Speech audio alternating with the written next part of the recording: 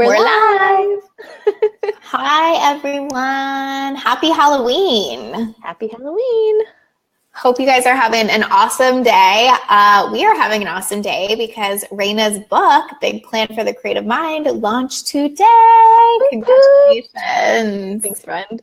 So just start by telling everybody like who you are, what you're about. I'm sure they know because I talk about you all the time, but if they don't, let them know. And then we can start talking about planning, results, the book, all the good things. All the good things. Well, thank you so much for having me.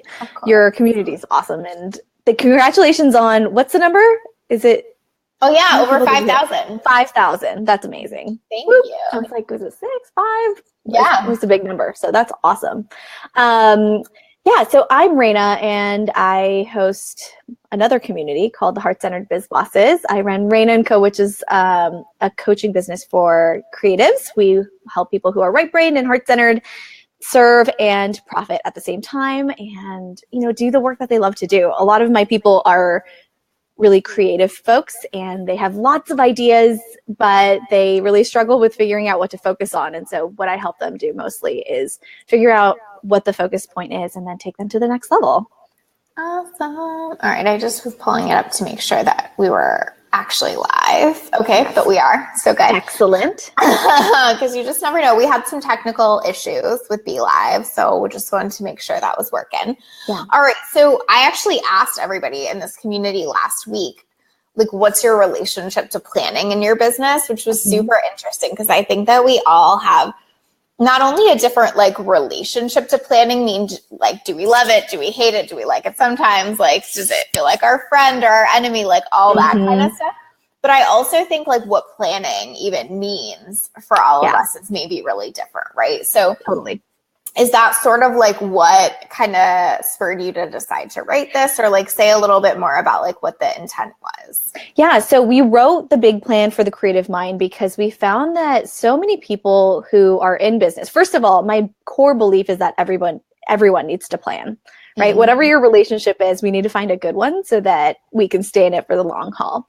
But the way that we've been sort of taught to do goal setting, the traditional, metric driven, linear model of this happens first, this happens next, doesn't always work for one, the intuitive folks, and two, for the creative folks. Mm-hmm. And just people who want to embrace more of the flow or the feminine or however they want to describe, how they get into the work of what they do.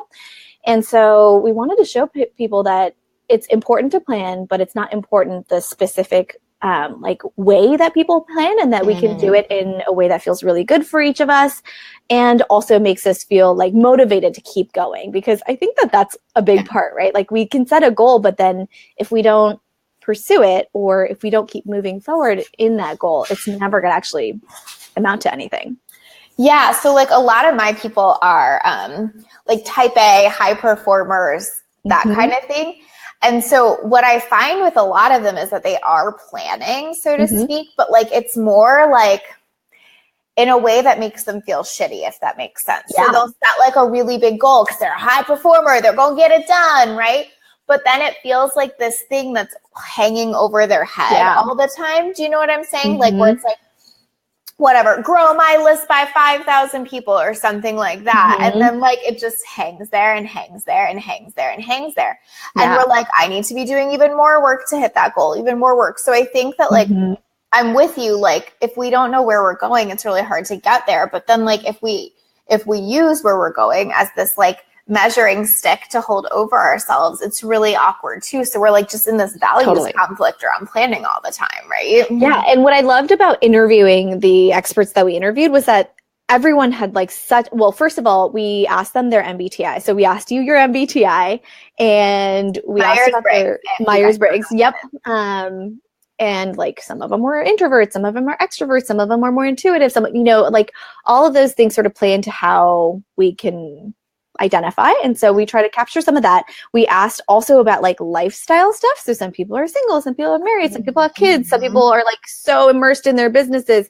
And one of the people, actually it's two of them, they're married and we interviewed them together, and we wanted to showcase that it looks different if you're in business in a different season, that kind of thing.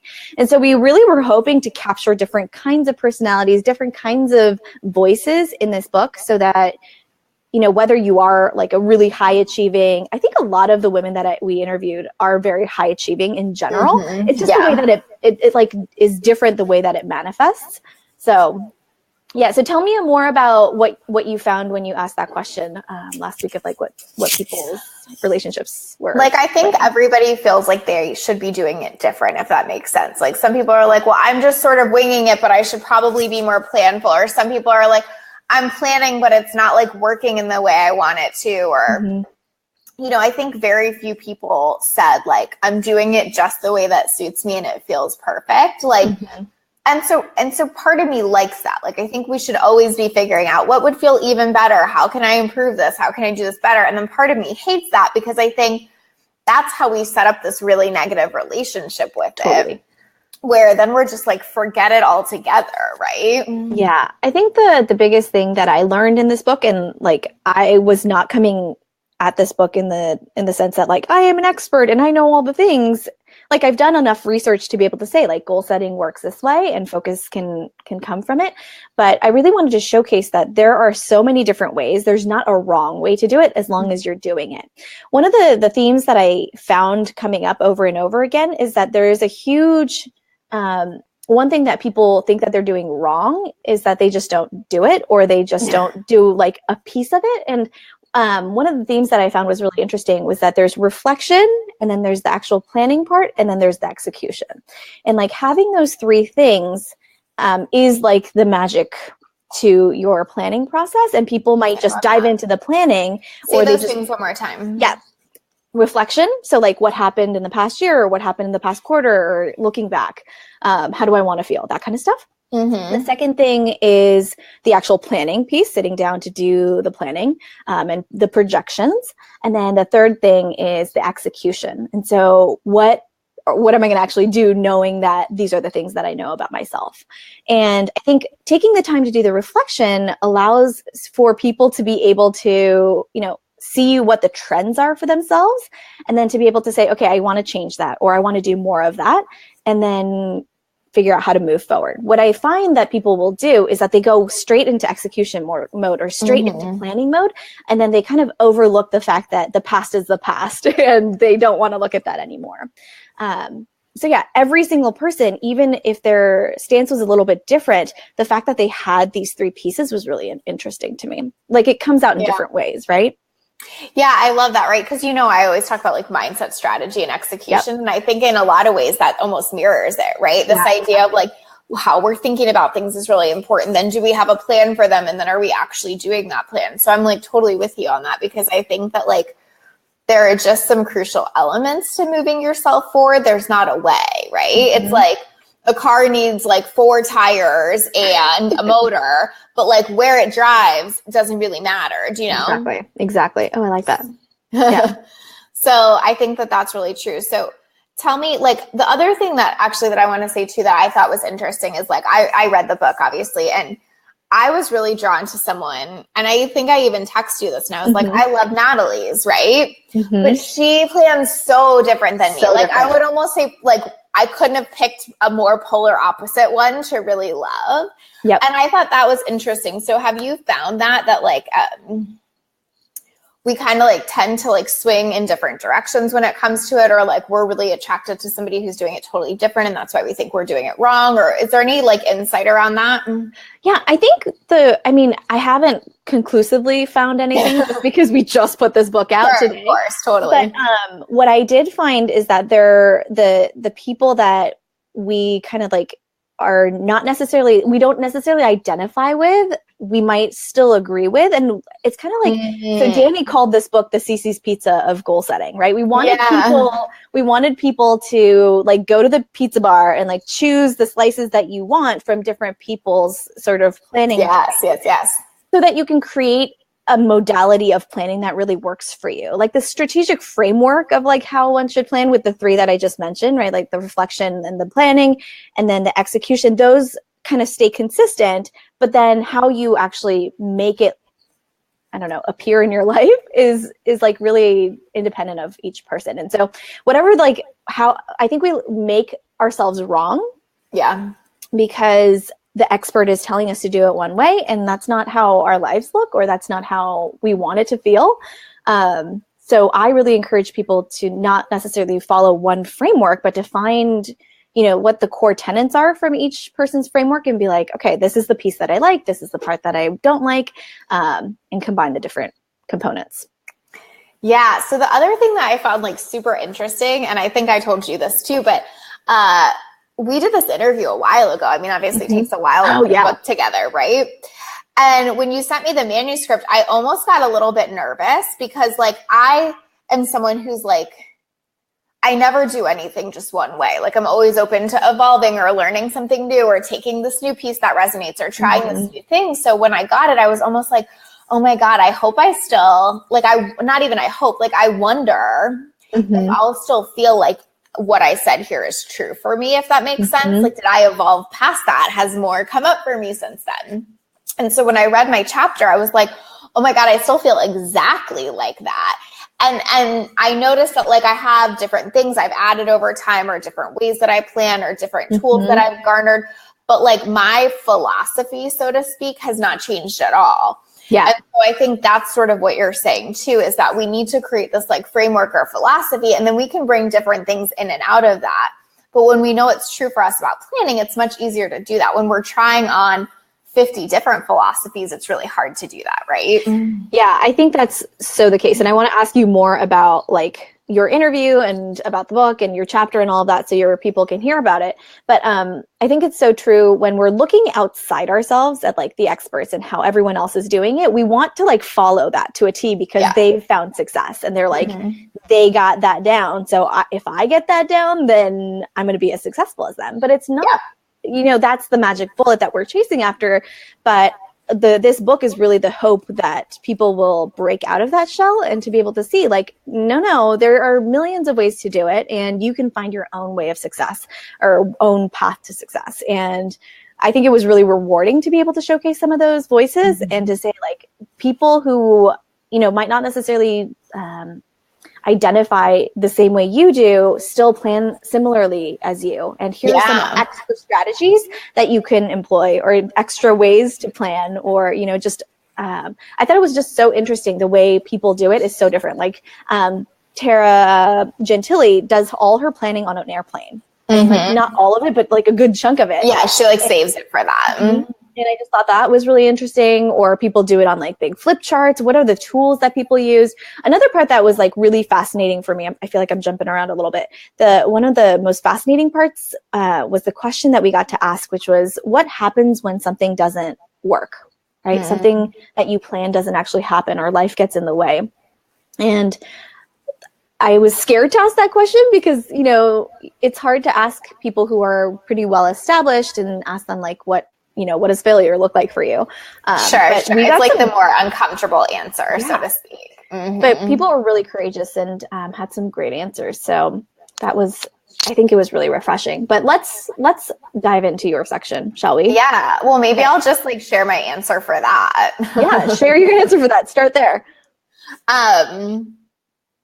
I just don't think about it that much. And I know that that sounds funny. And I remember when I said it to you, I was like, I kind of wish I had a better answer for this. But like, I feel like this entrepreneurial journey is all about that. Like, I think there are just as many gifts in the losses as the wins, if not more sometimes. So it's not like I don't think about it in the sense that I'm never like, what was the lesson there? But like, I just don't spend a ton of time there because I feel like, cool, I learned something and I'm on to the next thing instead of like I wouldn't go back and rehash that for days. Like I'm talking like I'll look at it for like 15 or 20 minutes and then I want to get going because one, I'm super action oriented. That's just my personality. But two, like I know myself well enough to know that I can spiral quickly if I don't watch my brain and my thoughts. Right. So like if I spent like too much time in the what didn't work, so to speak, space, like I know my brain well enough to know that that could hurt me way more than help me. So I think what's true about that for anyone listening is know what's true for you. Like if you do way better when you understand it and can process it and spend a lot of time on it. And that helps you move forward with more conviction. Fuck yeah, do that. If you're someone like me who's like, oh, no, I need to watch what I put into my brain very carefully. Like, spend that short amount of time and give yourself permission to move on. Like, it doesn't have to be this massive debrief all the time either, right? Yeah, I totally agree with that. And I think what happens too is that if we're not careful about how quickly we shift too, like there's like the lessons that we want to learn and then categorize and then kind of move forward so that we don't make the same mistakes, or we want to like pass it on to our teams or whatever, so that we can make sure to not do like the things that were logistically challenging or whatever. Sure, again. Totally. But I think when we go into the emotional tailspin, right, that's where it gets dangerous, because we can't, if we go too far down, it's hard to get back up. And then, so I want to ask you the question of, when you realize that there's something wrong and that you need to shift gears and figure out what's next, do you just keep moving into something that's already planned, or do you like create time to create a plan, or how does it work for you? I feel like I keep moving into what's next for the most part. Like, I guess it like is hard because it really depends on the circumstance, but like I feel like I'm learning when I'm in stuff. Like I always say, action breeds clarity and not the other way around. So for me, like to spend a lot of time sitting with it is just never where I learn or thrive. So I'm always like, okay, I noticed that like when we talked to my list in this way, it didn't work. So now that we're moving on to this next thing where we're selling this other thing, we're going to talk to them in this other way. Like I try to make it applicable to whatever's next, but I don't like to spend a ton of time like really dissecting it, because I feel like we already know what we're going to do it better. Now we got to test it, right? Yeah, for sure. Like, you know me, I'm like test, tweak, test, tweak, test, tweak. So like that's kind of my flow. Yeah, I like that a lot. And I think there's like a lot of learning there for people who are more sensitive or more emotional, or, you know, just want to sit in that space of like, how quickly can you, what's the word I'm looking for? Like jump off from where that is, that like negative space, to something more productive, and whether it's action or whether it's more positive mindset or whatever, we just have to move out of that negative space. Yeah. Like, so for me, I am super sensitive, but like what I notice is that, what helps me, like, I guess, move through that is that I feel like when I'm taking action that feels like forward momentum, I'm less likely to get in that super sensitive, prickly place, because I feel like I'm doing something with it. I think when I get super sensitive is when I feel like something happened for no reason, or there's nothing I can take from it, or there's like nothing that it was worth it, I guess. Does that make sense? Like totally. It's the same for me too. Whenever I feel like I can't control it, or there's nothing I can do from it, or there's not, you know, there's not like, I don't know, I can't get out of this space without, if I keep sitting here, I just need to like keep moving forward.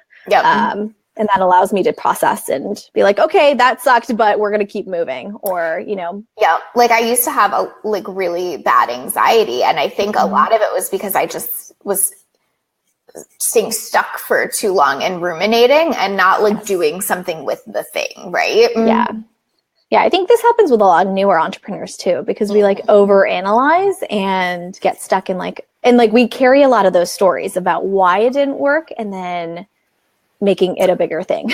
Right. Or we like don't know why. And so then we spend weeks thinking about it. Like, I think that's the other thing is like, sometimes the why will show up later. Like, do you know what I mean? Sometimes that like beautiful lesson will reveal itself later. It doesn't always have to be immediately, but you don't have to wait for it to reveal itself to keep moving. Right. Yeah, for sure. So let's dive into like the goal setting part.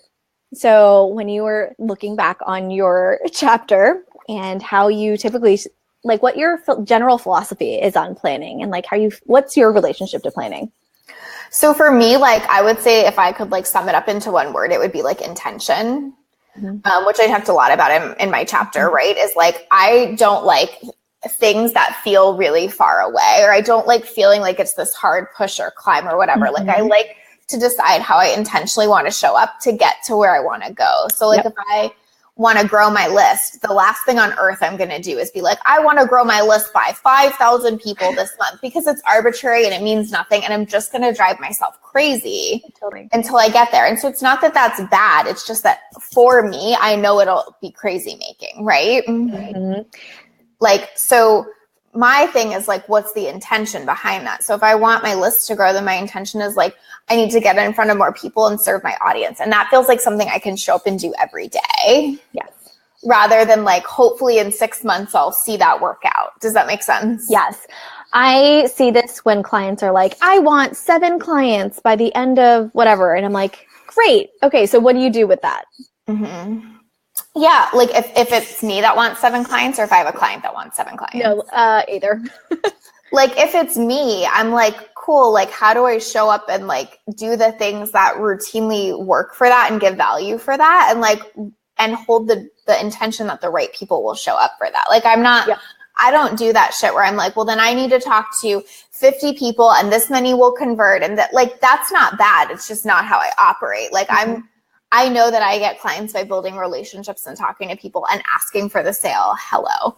So like my intention will be like, I'm going to go out and ask for the sale and make offers and show up and whatever. Like that's always the thing, because for me, like I've seen it work out 20 times better than that. Mm-hmm. Like I want 2 clients this month. Well, maybe 16 people ended up contacting me because I just sort of showed up and did my thing, as opposed to like got super focused on this thing. And I talk a lot about detachment. I was just about to go there. Yeah, go there. Right. So tell us about detaching from the outcome. So again, like what I notice with high performers and recovering perfectionists, of which I am one, is that when we're so attached to the outcome, it's just like, you just can't not be anxious and crazy. Like when you're like, I have to get 7 clients by the end of this month, no matter what. Like, cool. Congrats on being crazy for the rest of the month, right? So for me, it's like I have to pick stuff that I can control, because I feel good when I feel in control. And sure, that's some shit I have to keep working, but like, this is my way to do it and still be detached. So like I can control, do I make an offer today? I can control, do I show up and serve my audience today? I can control, do I reach out to someone and build a relationship today? So that's the piece that I go to, because then my goal is the things that I can control. So if my goal, so to speak, is show up and build a relationship today, I know I got that in the bag. And so I'm checking off goals left and right. I'm hitting those goals. I'm detached. Like it just feels good, right? Versus like, well, I did all these things today and I still didn't get a client. Then I'm probably not going to do them tomorrow because it felt shitty. You know what I mean? Exactly. And I think that's where people lose momentum a lot, is they expect it to look like action, result, result, right? Yeah. And there's so many other things that are contributing to why the result isn't happening. So something that came up for me too is that when I'm in that space of, oh, I need 5,000 people added to my list, it's crazy making, because it drains my creativity. It drains my opportunity for like, how can I make this happen, rather than like, it's like you have to do this thing and there's no like, what am I trying to say here? Your creativity is drained. It becomes desperate, like a desperate attempt to fulfill that goal, when what you're saying is focus on the task at hand, focus on the relationships that you're building, focus on the things that result in hopefully getting to that like big goal. Yeah, like let's use an example of like grow my list by 5,000. So like what we're saying is like, if you decide, okay, grow my list by 5,000, and then you show up for the next 3 days and try to like do tasks that you think will do that, and you're not on track, so to speak. Like you're not like, well, if that means over the next 30 days, then each day I have to grow my list by that much. And in the past 3 days, that hasn't worked. Here's what you're going to do. You're going to go, fuck, it's not working. And you're going to like try to go back to the drawing board and replan and slow yourself down and whatever. Versus if you just went by intention, like, okay, still going to keep showing up. Also today I'm going to show up and like offer my opt-in. Also tomorrow I'm going to show up and tell them how they can get my emails or whatever. Then by the end, whether you got to 4,000, 5,000 or 6,000, it's almost irrelevant. Yeah. But and that momentum got you there versus like the stop start of feeling like, is it working? It's not working. Is it yeah, no. Like it's right? That's what makes it crazy. The other thing too that comes up as you're saying that is that the intention creates consistency, and consistency allows you to be more visible, allows you, it just results in other things that are really awesome. And so if you can stop with the, having to focus on the number goal and really set your intention so that you can stay consistent and stay in that high vibe zone, I think it allows us to serve our people well, to get in front of the right people, and then, voila, you get to those goals. This is like a little bit of a tangent, but it's like been on my mind a ton lately. So I'm going to say it, but I listened to this podcast with Glennon Doyle recently, and as you would, of course, because, I can't help myself. And, someone asked her, like, what was the number one question she got in line at book signings? And it was, how do you grow your platform? And she said that it annoys her so much, and that she's always like, how about you serve the one you have? And she's like, I was willing to do a book club with 4 people. Are you willing to do that kind of thing? Yep. And I think that is the epitome of intention for me, is like, do what's in front of you, do what you can do, control what you can control. She wasn't like, I'm not going to do a book club with 4 people because I need 40. Like, what does that even mean, right? She was like, my intention is to serve people. So whether I'm serving 4 or 4 million, like she does now, it's like the tasks are the same. The intention is the same, and the growth happens because you keep showing up with that intention, right? Yep, absolutely. I love it. So moving on into some of the other ways, or maybe philosophies for your goal setting, what do you have for your people? Like, as far as what I do? Yeah, like your practices. So I use Trello for like a lot of my goal setting, just as far as like tools. I have like a 6-month plan that I usually map out, but it's like fluid. Like, I basically know stuff like, what am I selling each month? And like maybe how I'm marketing and how I want to feel is always a piece of it. And other than that, I keep it kind of open because like, that's really important to me. So like, intention is really important. And then so is intuition. So like, I need a plan, right? Like, my business is big enough now that I need like a trajectory. I can't fly by the seat of my pants, but at the same time, I love to leave room for my intuition to kick in and to get an idea. I was actually talking to Megan, my OBM, the other day, and I said something to her like, I'm on the verge of this really big idea, and like, it's almost formed and it feels like a divine download, and I'm like right there. But once it comes, I'm going to want to move really quick on it because I feel it and I feel the momentum. And she was like, so what's different? Like, she was teasing me, like, of course you want to move quick on it. That's how you operate. This is what we do. You listen to your intuition and then we move really quick. And it was like so funny because I was like, oh yeah, you're right. That is kind of how I operate. But like, I think what I've learned over the years is not to make myself wrong for that. It's just how I operate. And so I just have to create space in my planning for that. So like, it's around something that I've already decided I want to do or sell. It's just like an evolving idea around it. And then we're going to move quick on it because that's what I do. And like, so I think my thing around that is like, have an outline if it feels good for you, but like, know that you can like incorporate all these other things. Like, you don't have to stick to it.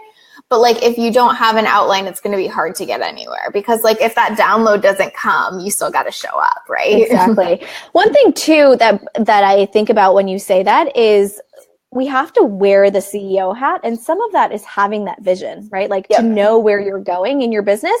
And if you're the kind of person that wants to lean on that intuition more, you have to give it space for that to happen.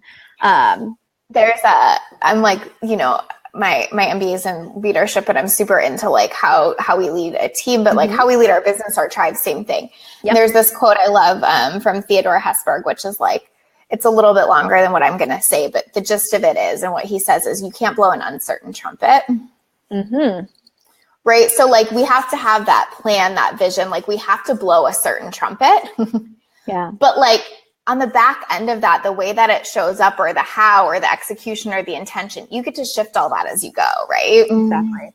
Or like how it looks for the people that are receiving it, it could be totally different. And so sometimes, you plan things and then it doesn't go according to plan, but then you still show up and you show your community that they can receive this thing, and it might look totally weird on the back end or just not as you had planned, but it still comes out and it's still achieved, I guess. For sure. Or something better is achieved. Do you know what I mean? I think that's the other thing too, is like, when we decide so succinctly, like it has to look like this and it has to be this way and it has to be 4,000 or what, whatever it is, like we shut ourselves off so often to like those divine downloads or something better or whatever. Like every innovative idea I've had in my business hasn't been because I decided in March I was going to have an innovative idea. Do you know what I mean? Like, so we have to leave space for that or something better. But if we don't know what that is, it's really hard to get the something better. Totally. So how do you create space for your divine downloads?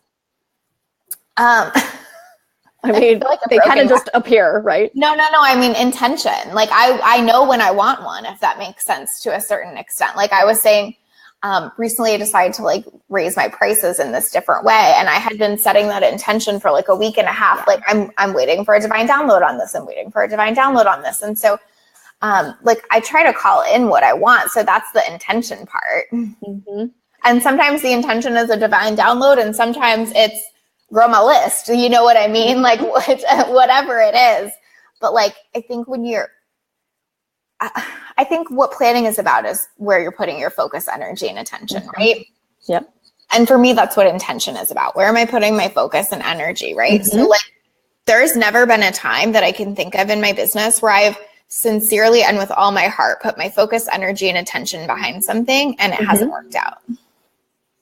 That's beautiful. Right? So like, that's the key. Like when things stop working out, I think is like when we remove one of those things. Yeah. So one of the things that you mentioned, this is like bringing up something and we might be going back a little bit, but you brought up the triangle exercise. Can you talk a little bit about that? Yeah. It's from Mike Julie's book, Leveraging the Universe. And I just love him and I recommend that book to everybody. But it's basically like if you have a triangle, you draw a line down the middle and your goal is the thing at the top, like more clients. So half the side is your job and half the side is the universe's job. So like more clients, my job might be like reach out to people, build relationships, show up, give value, whatever. The other half is like the universe, like bring me the right people, make sure they're ready, get me in front of the right people, whatever that is. So like it helps me because then I can be intentional about what's my job instead of trying to control everything. I control like my piece, right?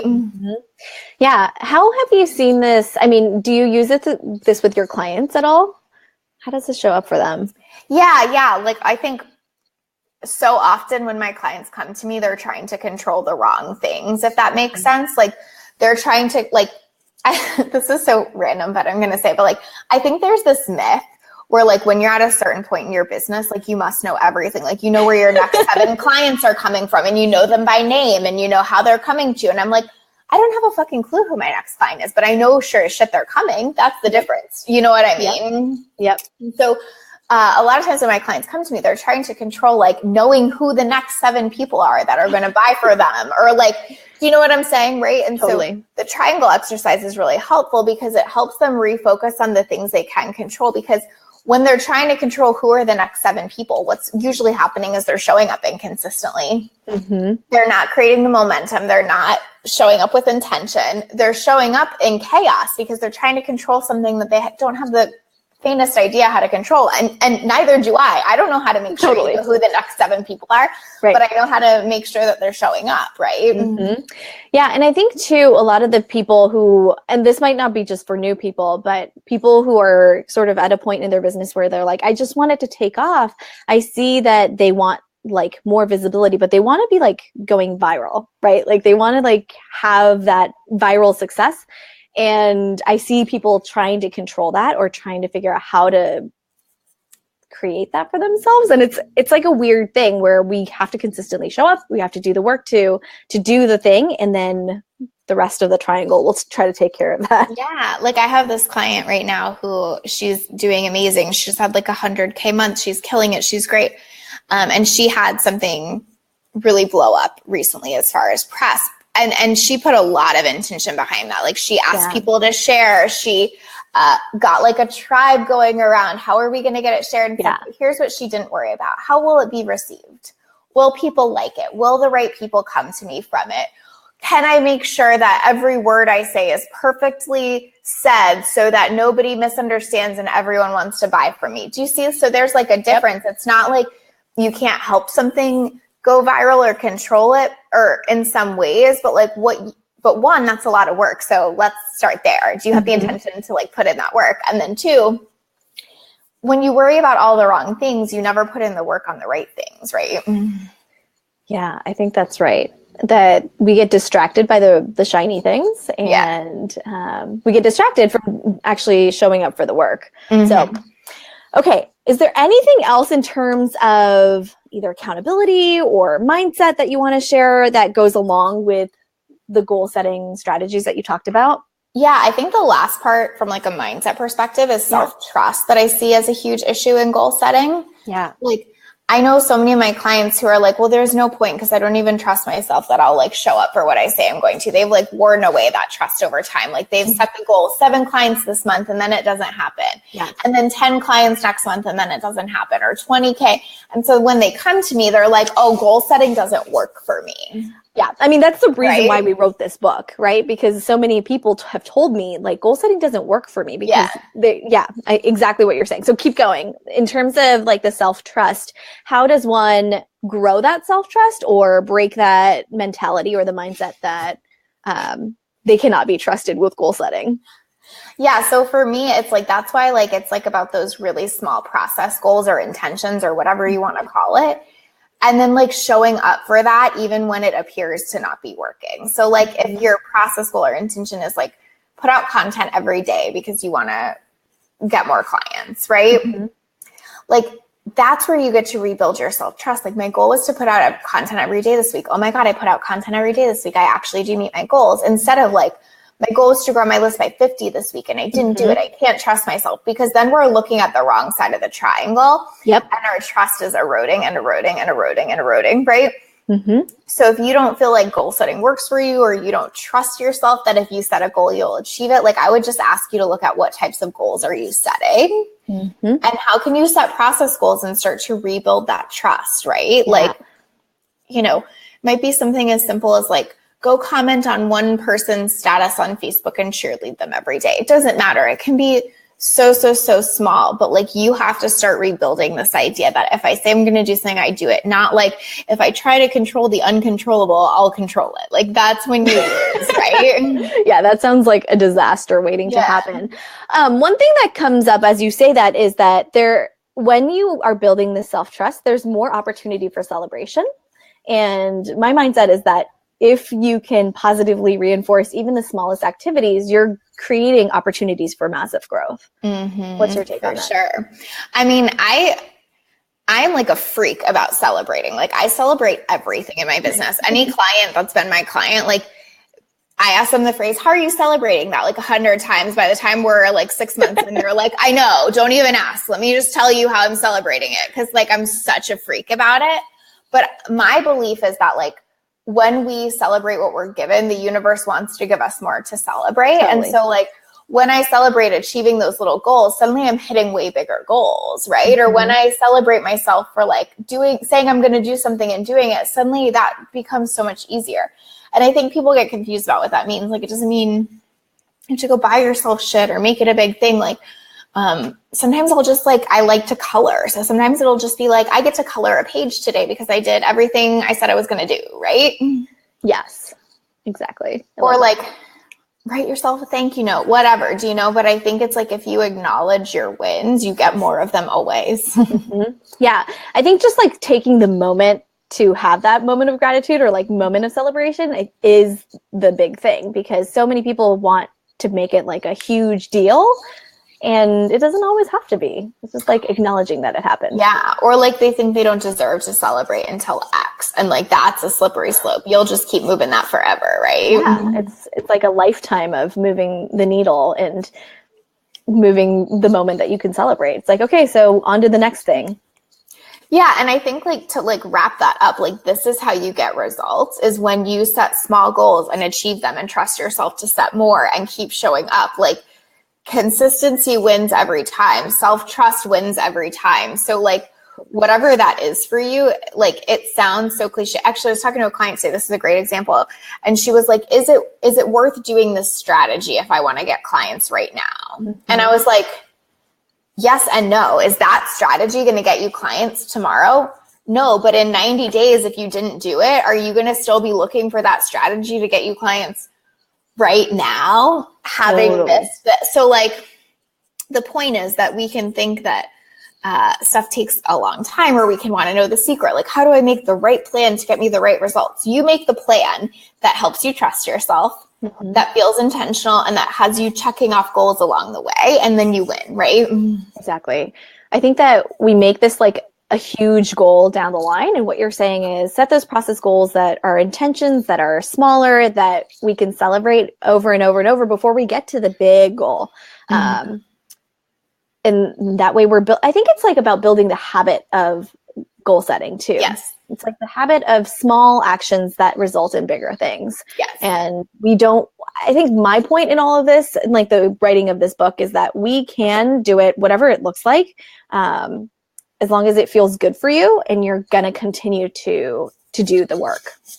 Right. So. Totally. I actually just put up the link to your book. It's a big link for the creative mind if you guys want to read it. But like, I think, oh, it looks so pretty.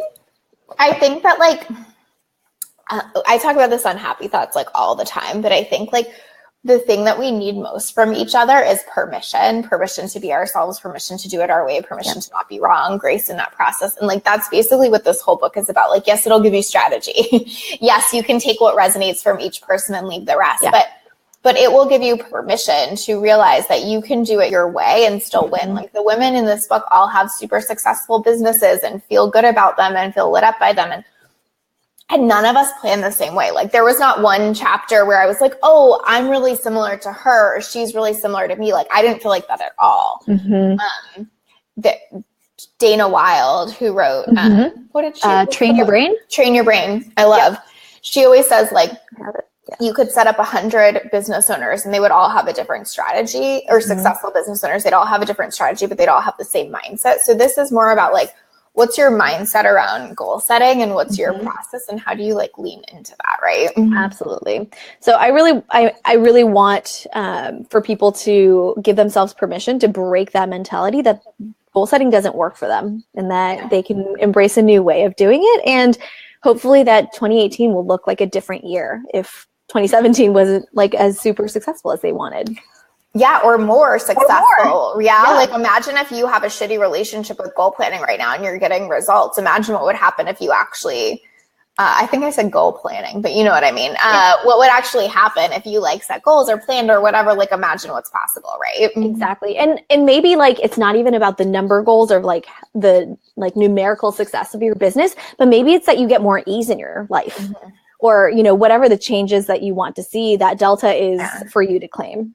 I think that my quote, like the quote on my chapter is like, I plan because it gives me freedom, right? So like maybe you just want more freedom and you're just winging it every day. So it feels really hard to get that freedom. Like planning gives you that freedom for sure. Preach. Awesome. Thanks for having me. Yay. Thank you. Thank you for having me be part of the book. Thank you for opening this conversation. I think it is so valuable. And I love to, the other thing I want to just say really quick is like, I personally have had a really hard time identifying myself as creative because I identify myself as like type A, high performer, or whatever. And like, I think I'm not saying that you can't be both. I'm just saying that for me personally, that word hasn't always been in resonance. So if you're looking at this and going, oh, but I don't have a creative mind, this is more for you even than anyone to a certain extent, because one, you have to realize you do, and two, you have to give yourself permission for it to work your way. Because when we're type A, we do the exact opposite. So like this book is just as much for you if you don't like identify creative, right? Yeah, it's so interesting because like my past life is so like very type A, and like the perfectionist, recovering perfectionist is so my profile. Yep, same. But then I think about the ways that I am creative, and I think, you know, if you listen to the Liz Gilberts of the world who say that every human is by nature creative, like the fact that you color and that's like an enjoyable thing for you. I mean, even the fact that I put out content every day, like that's every creation. Day. Yeah, yes, exactly. Or, you know, it doesn't have to look like painting, or like it doesn't have to look a particular way. And I think the creative mind is another way of just saying like, you might be intuitive and you don't fit into a particular box, or you just don't like to be put into any box, or you just want to be more Beyonce, whatever it is, right? To embrace that part of us.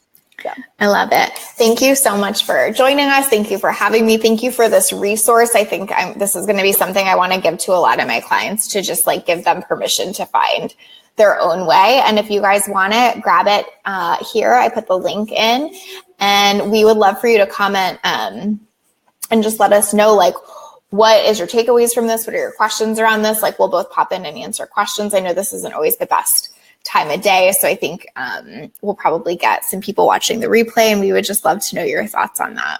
Yeah, and your thoughts about goal setting and what 2018 might look like for you. Yeah, like what's your big goal for 2018? I think we actually did a thread on that recently, and it was so cool to see the variety, so I would love to see that here too. Awesome. Thanks, guys. Have a beautiful day and a happy Halloween. Happy Halloween. Woo, bye. Bye, y'all.